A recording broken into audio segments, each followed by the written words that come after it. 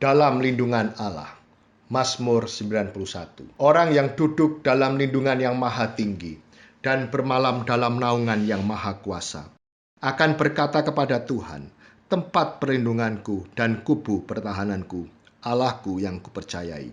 Sungguh dialah yang akan melepaskan engkau dari jerat penangkap burung, dari penyakit sampar yang busuk. Dengan kepaknya ia akan menudungi engkau, di bawah sayapnya engkau akan berlindung. Kesetiaannya ialah perisai dan pagar tembok. Engkau tak usah takut terhadap kedahsyatan malam, terhadap panah yang terbang di waktu siang, terhadap penyakit sampar yang berjalan di dalam gelap, terhadap penyakit menular yang mengamuk di waktu petang. Walau 1.000 orang rebah di sisimu dan 10.000 di sebelah kananmu, tetapi itu tidak akan menimpamu. Engkau hanya menontonnya dengan matamu sendiri dan melihat pembalasan terhadap orang-orang fasik. Sebab Tuhan ialah tempat pelindunganmu, yang maha tinggi telah kau buat tempat perteduhanmu. Malapetaka tidak akan menimpa kamu, dan tulah tidak akan mendekat kepada kemahmu. Sebab malaikat-malaikatnya akan diperintahkannya kepadamu, untuk menjaga engkau di segala jalanmu. Mereka akan menatang engkau di atas tangannya, supaya kakimu jangan terantuk kepada batu. Singa dan ular tedung akan kau langkahi. Engkau akan menginjak anak singa dan ular naga. Sungguh hatinya melekat kepadaku, maka aku akan meluputkannya. Aku akan membentenginya sebab ia mengenal namaku. Bila ia berseru kepadaku, aku akan menjawab. Aku akan menyertai dia dalam kesesakan. Aku akan meluputkannya dan memuliakannya. Dengan panjang umur akan kukenyangkan dia, dan akan kuperlihatkan kepadanya keselamatan daripadaku.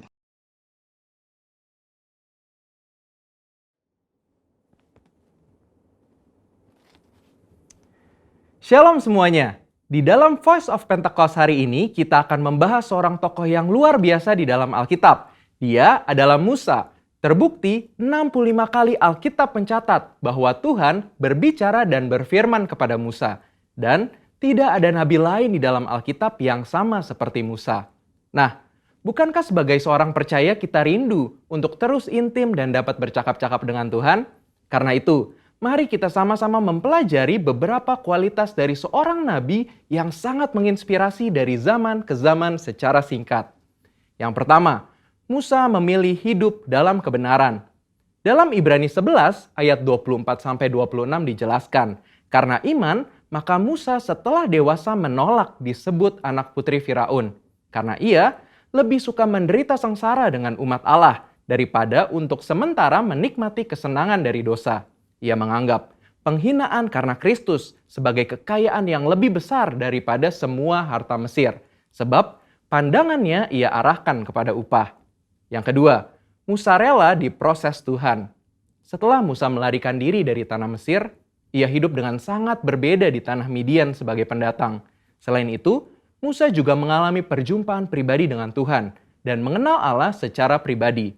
Pengalaman-pengalaman ini adalah proses yang Musa jalankan untuk mempersiapkan dirinya menjadi pemimpin atas umat pilihan Tuhan.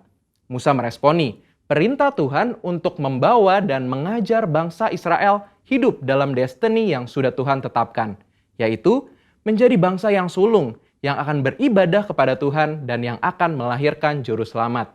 Musa sadar bahwa kehidupan dan apapun yang ia miliki adalah untuk menghidupi panggilannya. Yang ketiga, Musa taat penuh kepada Tuhan. Ketaatan adalah suatu ciri khas kepemimpinan dan gaya hidup dari Musa. Saat ia menerima perintah atau firman dari Tuhan, ia akan sampaikan kepada banyak orang. Dan setelah itu, ia pastikan agar perintah itu dilakukan dengan baik. Dalam berbagai kesempatan, Musa hanya mau mengambil tindakan jika memang Tuhan perintahkan demikian. Ini adalah suatu sikap penundukan diri yang luar biasa kepada Tuhan.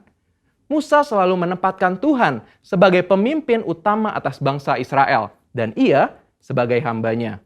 Yang keempat, Musa selalu ingin adanya penyertaan Tuhan.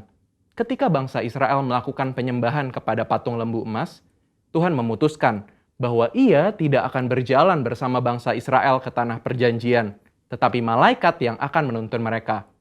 Apa reaksi Musa? Dia menolak untuk dituntun oleh malaikat, tetapi hanya mau dituntun oleh Tuhan.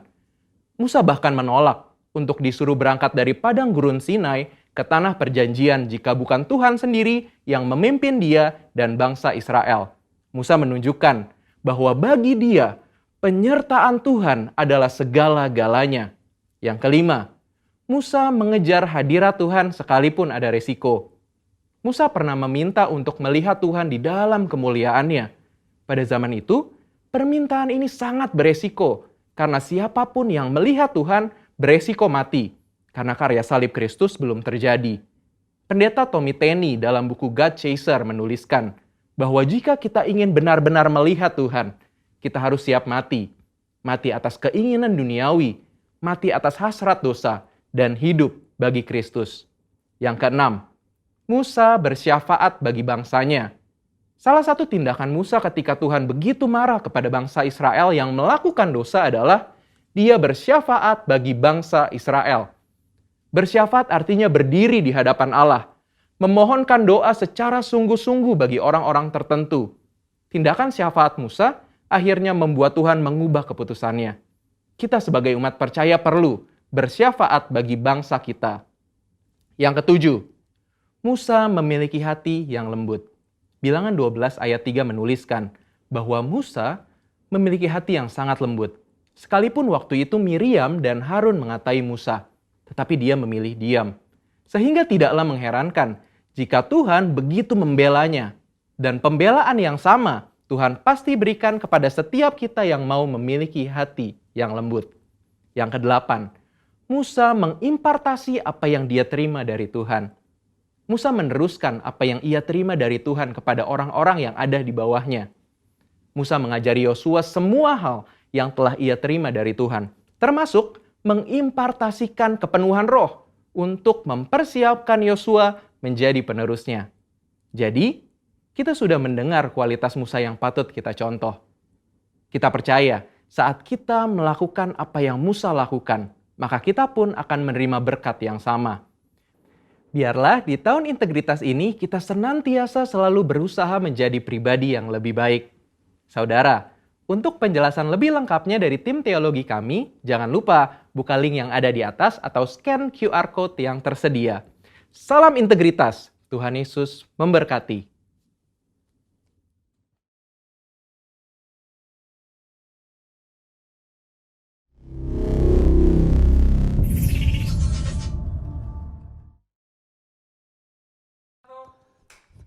Shalom. Di bawah kepak sayapnya kita akan berlindung dan kita aman di dalamnya. Karena kita punya Allah yang besar. Mari sambut dengan kemuliaan bagi Allah kita. Come on, praise Him. Woo! Yes.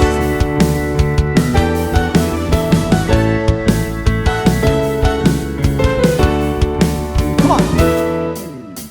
Besarlah Tuhan dan layak dipuji. Besarlah namanya, kekalah kuasanya. Aman berlindung dalam naungannya.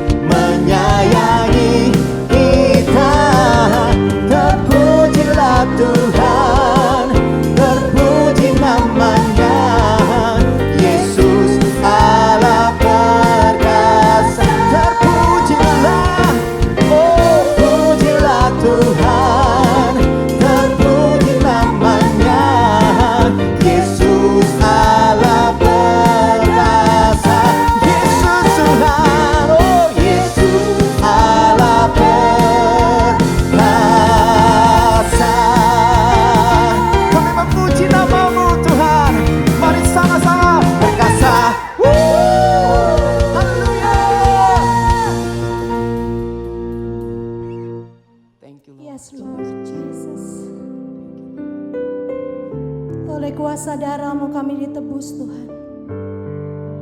Oleh kuasa darah-Mu kami diselamatkan. Terima kasih ya Aba. Terima kasih Bapa. Kami masuk hadirat-Mu lebih lagi. Thank you Lord. Saat ku masuk ke hadirat-Mu, bawa persembahan ke tempat kudus-Mu, pujian ku naikkan, sembah ku berikan bagi-Mu Allah yang mulia. Kau layakkan ku menghampiri-Mu, melihat tata kemuliaan-Mu Tuhan.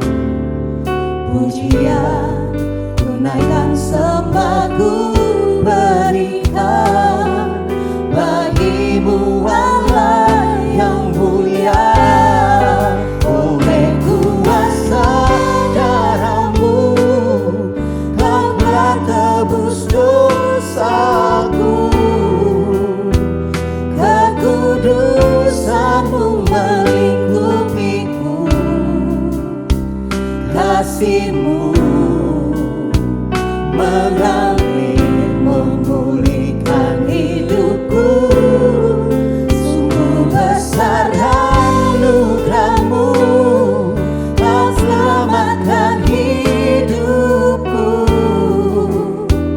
Ku menjadi ciptaan yang baru oleh kuasa darah-Mu. Bahwa kami masuk dalam hadirat-Mu lebih lagi ya Tuhan. Saat ku masuk ke hadirat-Mu, bawa persembahan ke tempat kudus-Mu, pujian ku naikkan, sembah ku berikan bagi-Mu Allah yang mulia. Kau layakkan ku menghampiri-Mu, melihat tata kemuliaan-Mu Tuhan. Pujian ku naikkan, sembah ku berikan bagi-Mu Allah yang mulia. Oleh kuasa darah-Mu Kau telah tebus dosaku, kekudusan-Mu melingkupiku,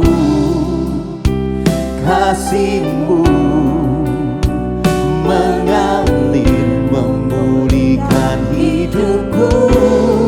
Sungguh besar anugerah-Mu, Kau selamatkan hidupku. Ku menjadi ciptaan yang baru oleh kuasa darah-Mu.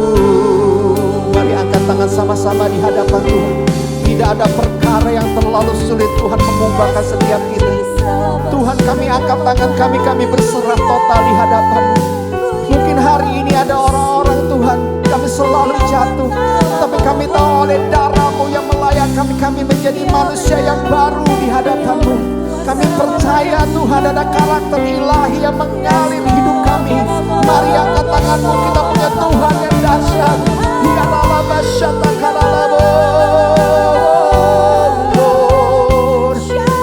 Ubahkan kami Tuhan, ubahkan dengan kuasa darah-Mu.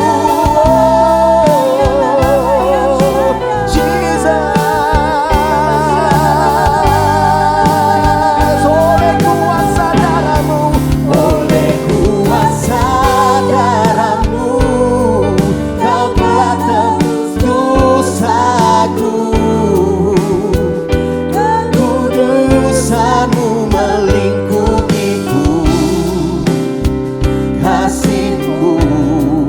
mengalir di tengah-tengah kami ya Tuhan.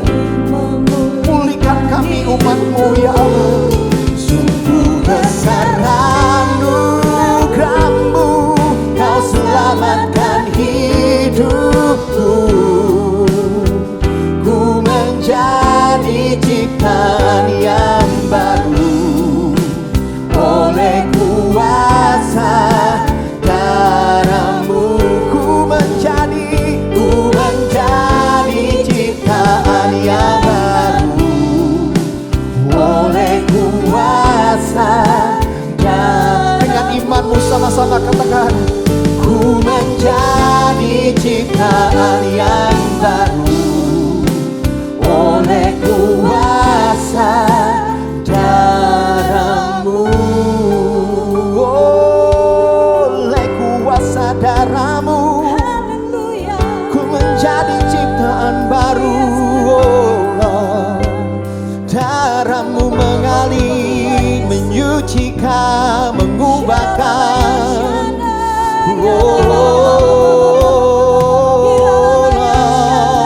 Tiada yang mustahil. Besar kasih setia.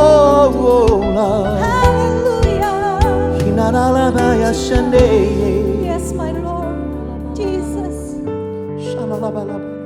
Oralabaya shandaralabaralaba. Sharalabaralabaralabaralabarala.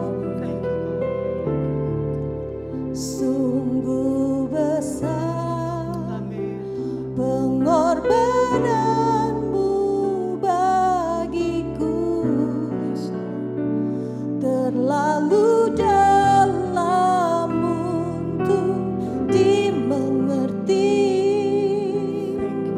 Sungguh besar, sungguh indah yang Kau fikirkan tentangku, tak terselami bagiku. Yes, Lord Jesus. Sungguh indah. Mari angkat tanganmu, katakan dengan segenap imanmu, katakan, sungguh besar pengorbanan-Mu bagiku, terlalu dalam untuk dimengerti. Sungguh besar,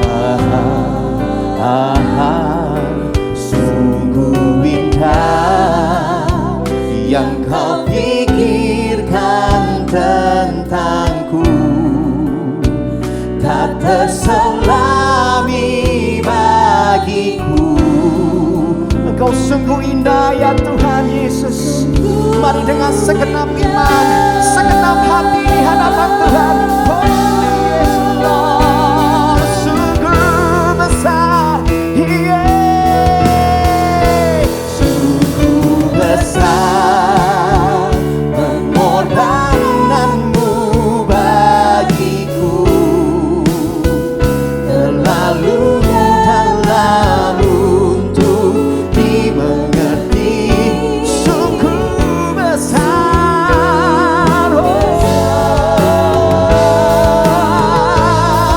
sungguh indah yang Kau pikirkan tentangku, tak terselami bagiku. Amin, come on. Sungguh indah,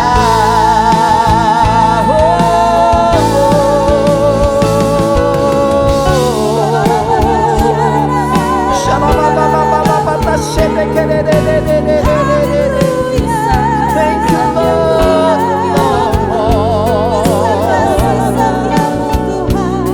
Kau sungguh indah, Kau sungguh besar.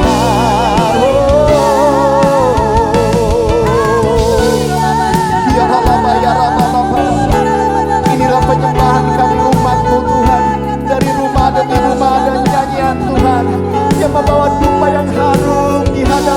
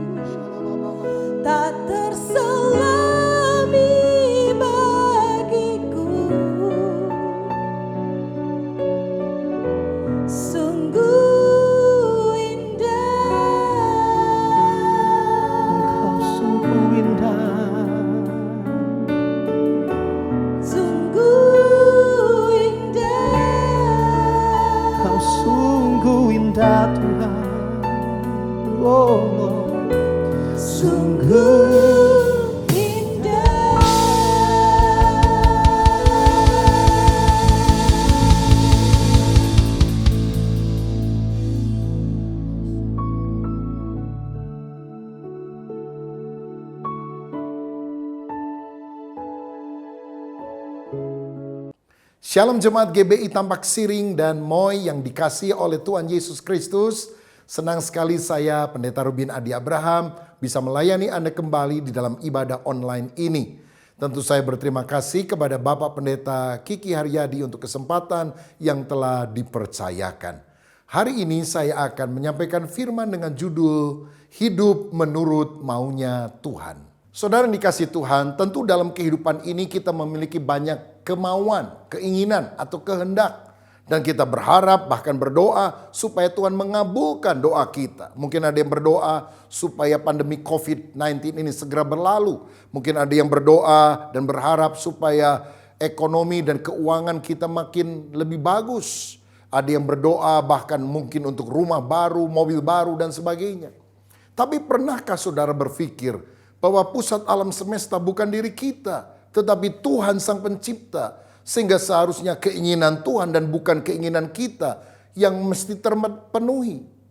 Nah, Tuhan mau supaya kita tumbuh rohaninya, hidup memuliakan Tuhan dan menjadi berkat bagi banyak orang. Bagaimana caranya supaya kita hidup menurut keinginan hati Tuhan, hidup menurut maunya Tuhan?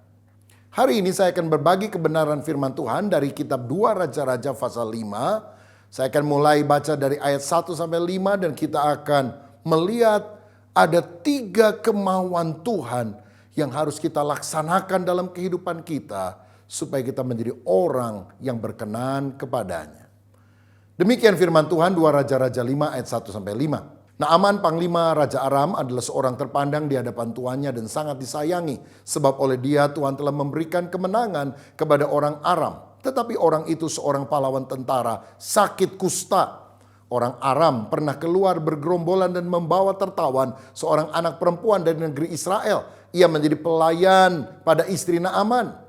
Berkatalah gadis itu kepada nyonyanya, sekiranya tuanku menghadap nabi yang di Samaria itu, maka tentulah nabi itu akan menyembuhkan dia dari penyakitnya.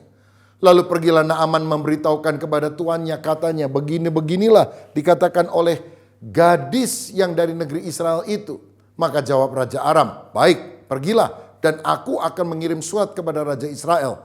Lalu pergilah Naaman dan membawa sebagai persembahan 10 talenta perak dan 6.000 shikal emas dan 10 potong pakaian.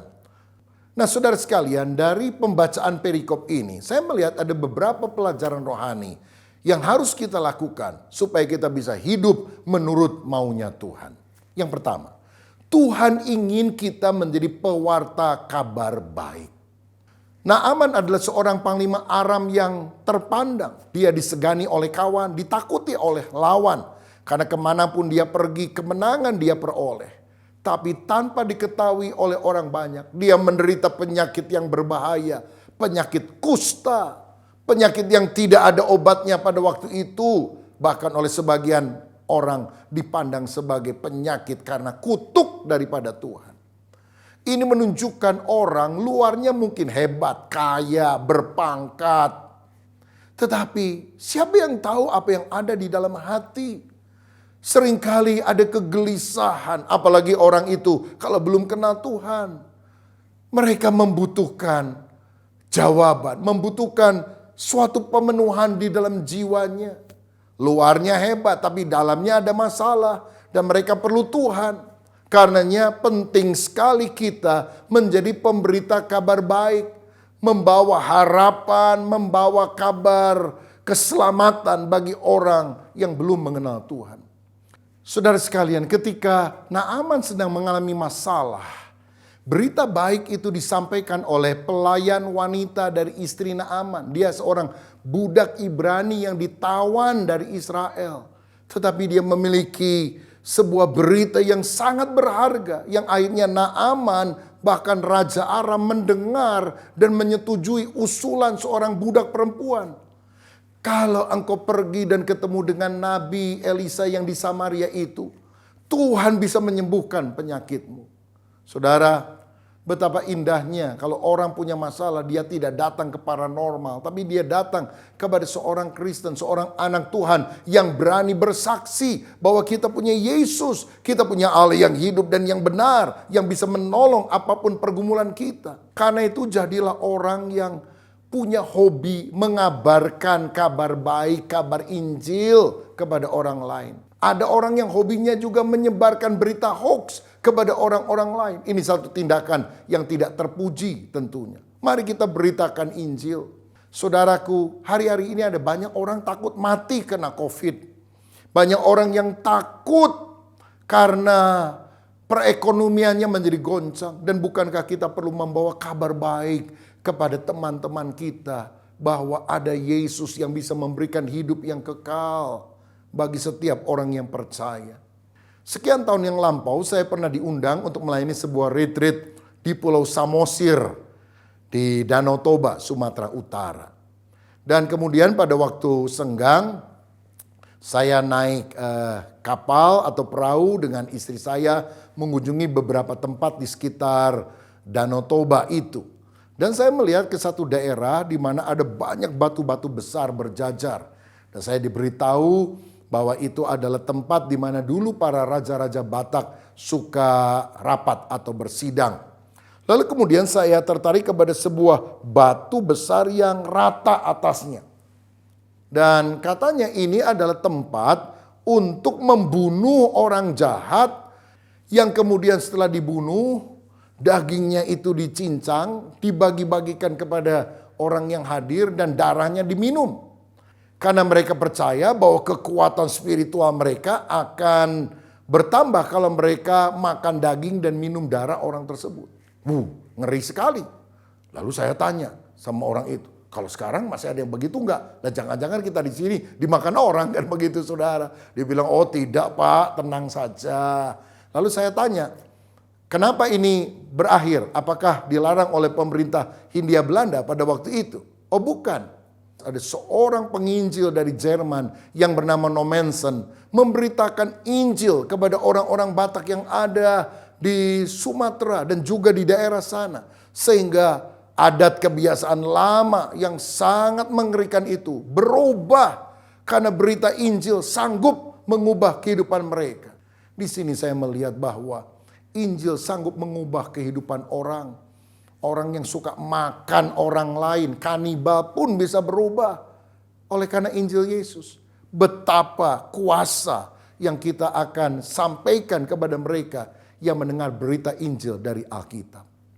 Saudaraku, keluarga kami dulu bukan keluarga Kristen. Orang pertama yang bertobat percaya kepada Yesus adalah ibu dari nenek saya. Saya panggil Makco. Dia tinggal di pedalaman Kalimantan Tengah pada waktu itu. Ada misionaris datang memberitakan Injil, membuat sebuah gereja kecil dan dia ikut. Suaminya tidak suka, suaminya marah-marah. Anak-anaknya juga tidak setuju oma tua ini ke gereja. Tapi dia tetap rajin ke gereja. Menceritakan kisah-kisah Alkitab kepada keluarga. Orang kedua di keluarga kami yang bertobat adalah ayah saya. Dan sejak itu satu demi satu anggota keluarga kami semua mengenal Yesus dan diselamatkan bahkan dibaptis. Sekarang ini mungkin kira-kira ada 150 anggota keluarga dan famili-famili yang sudah menerima Yesus sebagai Tuhan dan Juru Selamat. Tetapi kami tidak bisa berbangga hati karena yang Tuhan pakai untuk menyelamatkan keluarga kami adalah seorang nenek tua sederhana yang buta huruf. Di makamnya ada batu nisan yang kami tulis begini, nenek yang kekasih pelopor iman Kristen dalam keluarga kami. Kalau Tuhan bisa pakai nenek sederhana, nenek tua yang buta huruf untuk memenangkan keluarga bagi Yesus, engkau lebih pintar, engkau lebih hebat, engkau lebih luar biasa. Maukah saudara memberikan hidupmu untuk dipakai memenangkan keluargamu bagi Kristus? Bahkan memenangkan teman-temanmu bagi Dia. Inilah maunya Tuhan supaya saudara pada masa ini menjadi pewarta kabar baik. Yang kedua, Tuhan ingin kita memiliki sikap yang tepat untuk menerima berkat. 2 Raja-Raja pasal 5 ayat 9-14 berkata demikian. Kemudian datanglah Naaman dengan kudanya dan keretanya lalu berhenti di depan pintu rumah Elisa. Elisa menyuruh seorang suruhan kepadanya mengatakan, pergilah mandi 7 kali dalam sungai Yordan, maka tubuhmu akan pulih kembali sehingga engkau menjadi tahir. Tetapi pergilah Naaman dengan gusar sambil berkata, aku sangka bahwa setidak-tidaknya ia datang keluar dan berdiri memanggil nama Tuhan Allahnya. Lalu menggerak-gerakkan tangannya di atas tempat penyakit itu dan dengan demikian menyembuhkan penyakit kustaku. Bukankah Abana dan Parpar, sungai-sungai Damsyik, lebih baik dari segala sungai di Israel? Bukankah aku dapat mandi di sana dan menjadi tahir? Kemudian berpalinglah ia dan pergi dengan panas hati. Tetapi pegawai-pegawainya datang mendekat serta berkata kepadanya, Bapak, seandainya Nabi itu menyuruh perkara yang sukar kepadamu, bukankah Bapak akan melakukannya? Apalagi sekarang ia hanya berkata kepadamu, mandilah dan engkau akan menjadi tahir. Maka turunlah ia membenamkan dirinya 7 kali dalam sungai Yordan sesuai dengan perkataan abdi Allah itu. Lalu pulihlah tubuhnya kembali seperti tubuh seorang anak dan ia menjadi tahir. Alkitab mencatat Naaman pergi ke Israel untuk menemukan kesembuhan. Dan ketika dia tiba di depan rumah Elisa, Elisa ternyata tidak mau menjumpai dia. Hanya menyuruh seorang bujangnya dan berkata, pergi aja ke sungai Yordan, nyelam 7 kali, nanti kamu akan sembuh. Marahlah Naaman, karena ini kan jenderal, saudara. Tamu bukan cuma dari luar kota, dari luar negeri. Kan mestinya ada sopan santun dong. Nabi menyambut dia kasih minum ajak ngobrol Apakah Elisa itu tidak sopan? Saya yakin Elisa seorang yang sopan. Tapi sebetulnya dia sedang dipakai Tuhan untuk menguji Naaman. Sebab kalau Naaman lulus dalam ujian ini, baru dia terima mujizat. Ujiannya ada 2. Yang pertama ujian kerendahan hati. Saudara, ketika dia tidak disambut oleh Nabi, dia menjadi marah. Karena dia merasa mungkin dia diremehkan. Dan di ayat 11 tadi dia bilang, mestinya Nabi itu keluar dari rumahnya nyambut saya. Gerak-gerakan tangannya di atas tubuh saya yang sakit kusta, lalu penyakit saya sembuh. Oh, ini memang orang gede, jenderal, minta tolong aja masih mau ngatur Tuhan. Caranya mesti gini gitu. Saudara tahu, orang yang sombong akan kehilangan berkat. Tapi orang yang rendah hati, dialah yang akan mendapat mujizat. Dalam Markus pasal 7, Yesus pernah ketemu dengan seorang wanita Sirofenisia yang dengan rendah hati minta tolong supaya Tuhan menyembuhkan anaknya yang sakit. Yesus menguji dia dengan kalimat apa? Tidak pantas memberikan roti jatah untuk anak-anak dan diberikan kepada anjing. Maksudnya kalau orang Yahudi itu seperti anak Tuhan, tapi orang non-Yahudi seperti anjing. Sebetulnya inilah pandangan orang Yahudi kepada orang non-Yahudi. Yesus hanya ngomong dari apa yang merupakan pemikiran orang banyak. Tapi wanita Sirofenisia itu bilang, nggak apa-apa deh Tuhan, aku disebut anjing. Anjing juga suka makan remah-remah roti yang dijatuhkan dari meja oleh anak-anak itu.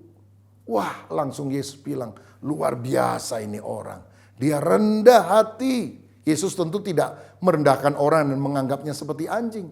Tapi Yesus menguji hatinya. Langsung dia bilang, pulanglah, anakmu sembuh. Dan mujizat terjadi. Yakobus 4 ayat 6 berkata, Allah menentang orang yang congkak tapi mengasihani orang yang rendah hati.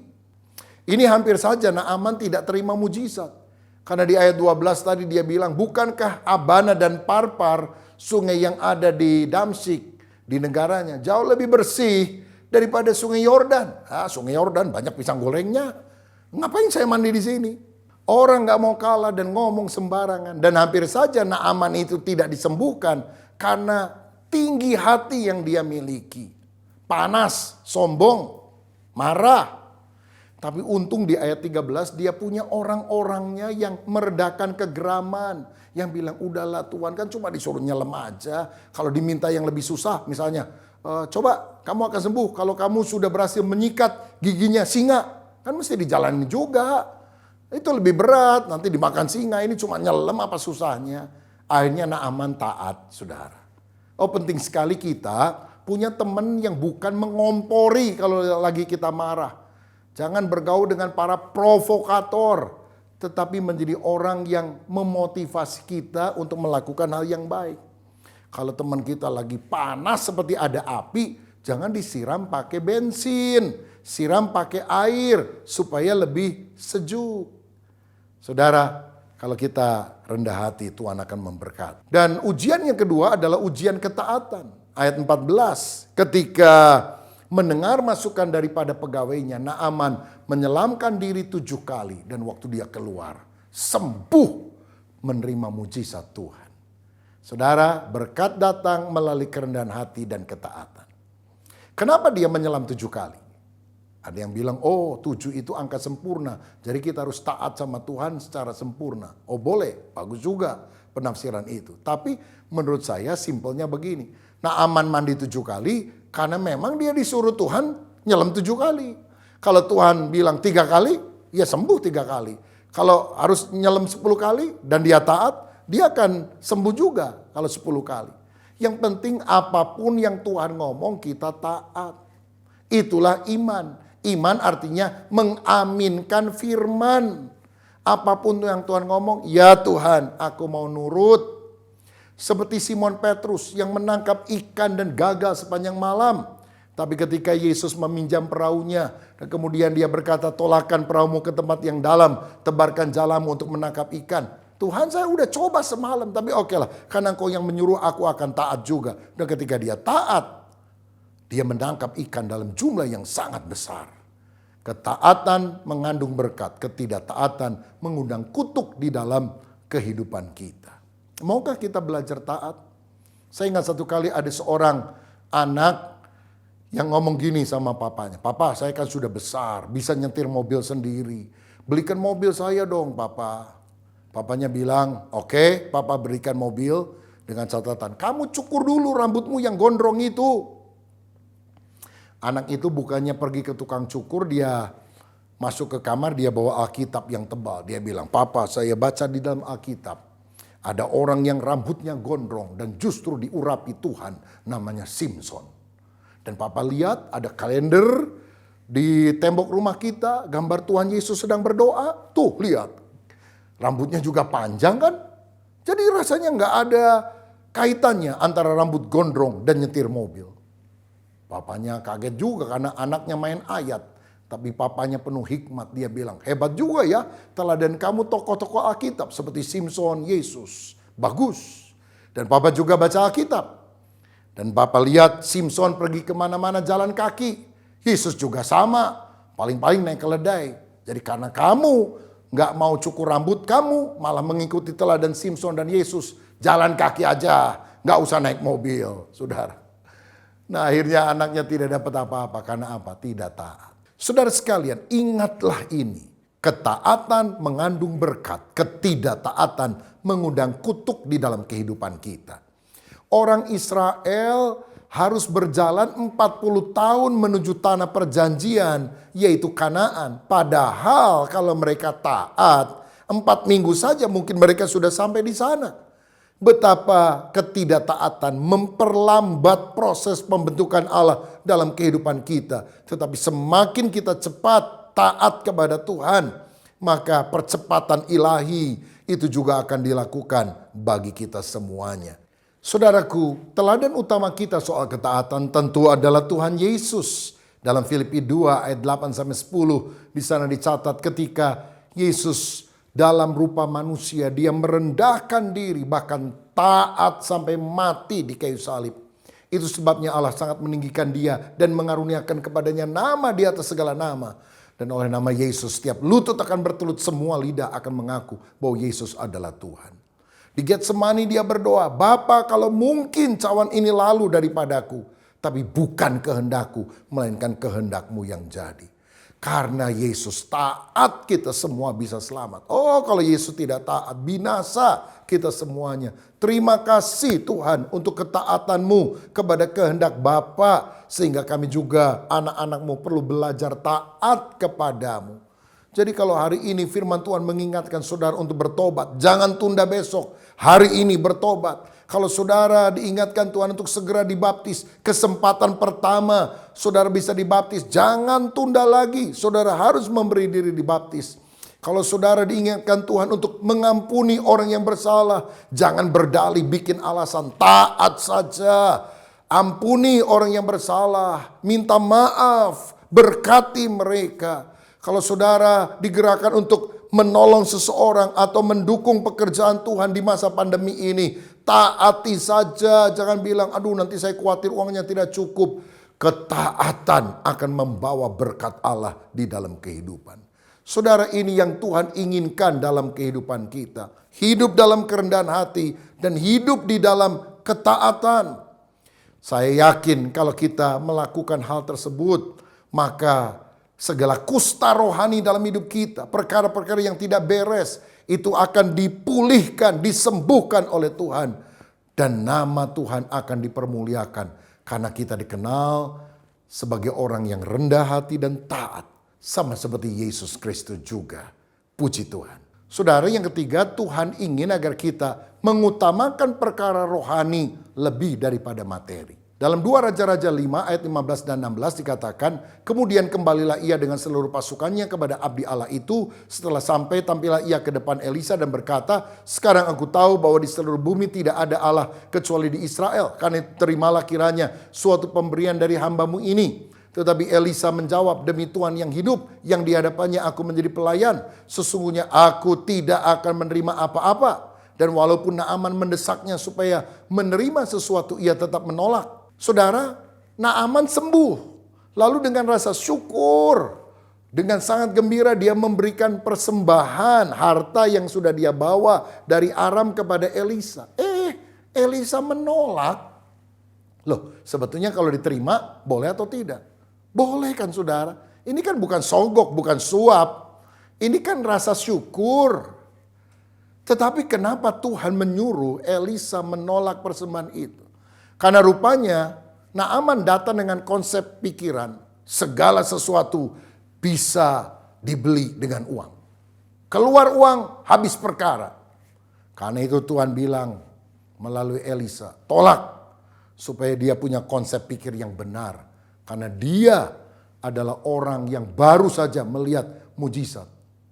Saudara-saudara, dari sini kita perlu belajar bahwa materi walaupun penting, jangan sampai kita mengorbankan perkara-perkara rohani, kebenaran, kejujuran, nilai-nilai kerajaan Allah hanya karena materi. Saudara, kita perlu waspada apakah keuntungan uang yang ditawarkan itu benar-benar sesuatu yang halal, berkat dari Tuhan ataukah bukan.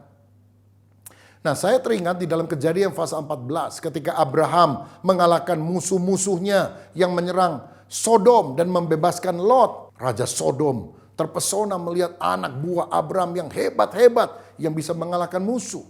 Dan dalam Kejadian 14 ayat 21, Raja Sodom berkata begini, berkatalah Raja Sodom itu kepada Abraham, berikanlah kepadaku orang-orang itu, give me the souls, dan ambillah untukmu harta benda ini. Jadi dia mau menukar hartanya yang banyak dengan orang-orang Abraham, supaya orang-orang Abraham bisa diberikan kepada Raja Sodom. Ini Raja Sodom, raja jahat, raja najis. Dia mau memberikan uangnya asal bisa menguasai anak buahnya Abraham. Bahkan dalam bahasa Inggris dikatakan, bukan berikan orang-orangmu, tapi give me the souls. Berikan kepadaku jiwa-jiwa itu. Hati-hati, ini siasat setan. Saudara, mungkin kau ditawari uang, tapi jiwamu akan direbut oleh iblis. Markus 8 ayat 36 berkata, apa gunanya seorang memperoleh seluruh dunia, tetapi dia kehilangan nyawanya. Hati-hati dengan uang di depan mata. Jangan langsung dianggap berkat Tuhan. Uang yang tidak halal jangan dimakan. Barang curian, barang selundupan, walaupun harganya lebih murah, jangan diambil. Kalau engkau makan, jiwamu tercekik. Engkau akan seperti Lot yang tinggal di Sodom, yang akhirnya kehilangan segala-galanya. Dan apa berkat yang Tuhan janjikan kepada orang yang berani menolak keuntungan yang ternyata bukan berasal dari Tuhan. Langsung Kejadian 15 ayat 1 Tuhan langsung ngomong. Kemudian datanglah firman Tuhan kepada Abram dalam satu penglihatan. Janganlah takut Abram, akulah perisaimu, upahmu akan sangat besar. Oh haleluya. Orang yang berani menolak keuntungan atau harta yang bukan berasal dari Tuhan, Tuhan sendiri akan bilang kepada saudara, upahmu akan sangat besar. pada masa pandemi ini ketika krisis ekonomi juga sedang terjadi, tetap hidup menurut kehendak Tuhan. Dan Tuhan berjanji, upahmu akan sangat besar. Elisa menolak uang dari Naaman. Melihat itu yang jengkel hambanya Gehasi. Aduh, kalau dia nggak mau duit, kasih dong kepada saya. Kenapa kok ditolak? Maka Gehasi kemudian mengejar Naaman ketika Naaman pergi. Dan di ayat 22 dia berbohong. Tuanku, ada 2 nabi muda yang turun dari gunung. Jadi saya disuruh oleh Elisa minta itu yang tadi kamu mau kasih. Naaman bilang, ini ambil aja, dari tadi juga aku mau kasih. Aduh saudara, ini Gehasi mencatut nama pimpinannya untuk keuntungan pribadi. Zaman sekarang juga kadang-kadang ada orang yang suka pakai nama orang lain. Bahkan pakai nama hamba Tuhan. Kata Pak Pendeta begini, padahal pendeta nggak tahu menahu soal itu. Hati-hati saudara, jangan sampai seperti Gehasi. Lalu ayat 25, Elisa tanya kepada Gehasi yang sudah dapat harta benda daripada Naaman. Dari mana kamu tadi? Enggak kemana-mana, saya dari tadi juga ada di sini. Bohong lagi tuh Gehasi.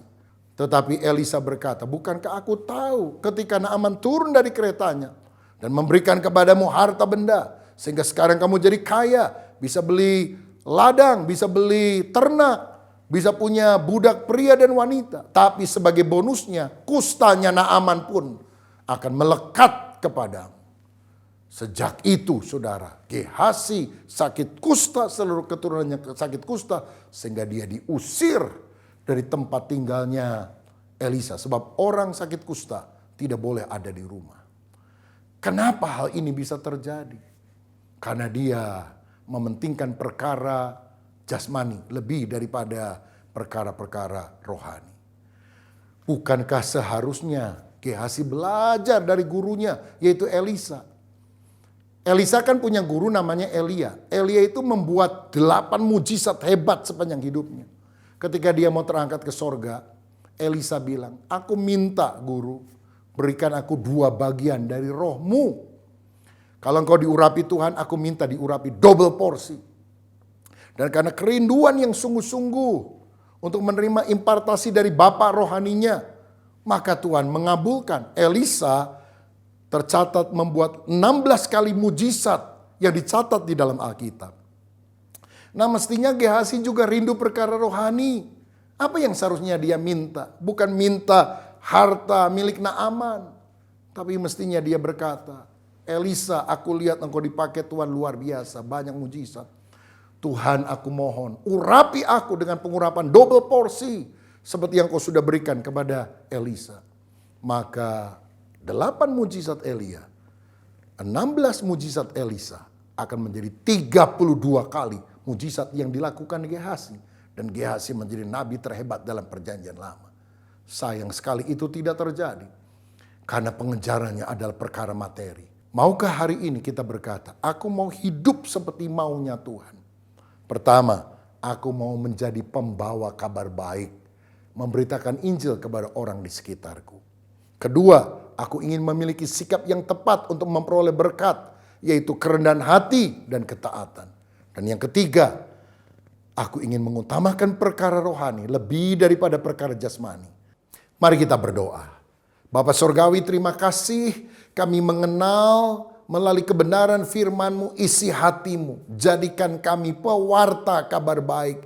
Kami mau lebih sering bersaksi menceritakan kebaikan Tuhan di masa pandemi ini. Bapa, jadikan kami orang yang punya sikap yang benar, rendah hati dan taat kepada Tuhan. Biar kami tidak berbantah-bantah dengan Tuhan, tapi kami nurut kepada apapun yang Tuhan inginkan. Karena itulah kuncinya kami akan dipromosikan oleh Tuhan. Dan Bapa, jadikan kami juga orang yang lebih mementingkan perkara rohani lebih daripada perkara materi. Sebab kalau kami mengutamakan Tuhan, kerajaan-Mu, kehendak-Mu, semua perkara yang lain Tuhan akan berikan kepada kami sebagai bonus. Hamba berdoa untuk jemaat GBI Tambak Siring dan Moy. Dimanapun kami mengikuti ibadah ini. Mungkin di rumah kami atau di tempat yang lain. Urapilah kami semua dengan Roh Kudus. supaya kami menjadi umat-Mu yang taat, hidup menurut maunya Tuhan. Berkati gembala dan seluruh staf pelayanan, sehingga iman kami makin kuat bahkan di masa-masa yang sulit ini. Berkat-Mu atas kami, dalam nama Tuhan Yesus, haleluya, amin. Salam sehati, Tuhan Yesus memberkati.